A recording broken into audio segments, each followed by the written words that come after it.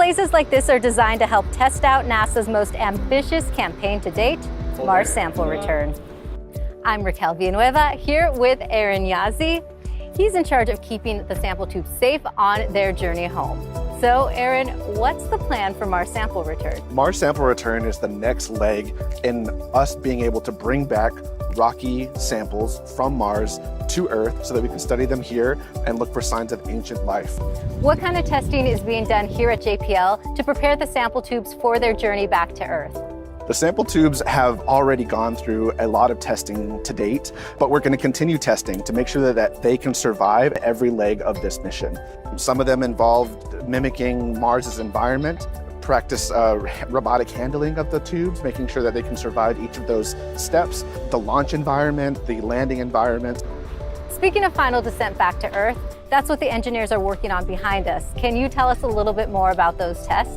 The tower behind me is actually able to mimic the event from when the canister holding the sample tubes will land back on Earth. One of the designs that we're currently testing out is what kind of crushable material we might want to use inside of that assembly.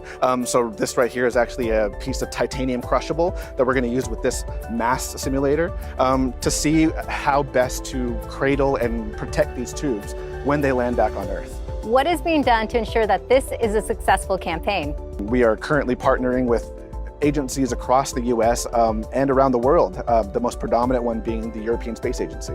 We're actually working on building 100 more test tubes that we can distribute to all these teams so they can do all their testing and ensure that everything will work like they designed it to. What are you most excited about when it comes to Mars Sample Return? I am really excited about all the information that these little rock samples hold inside them, and especially the exciting probability that we could find ancient life.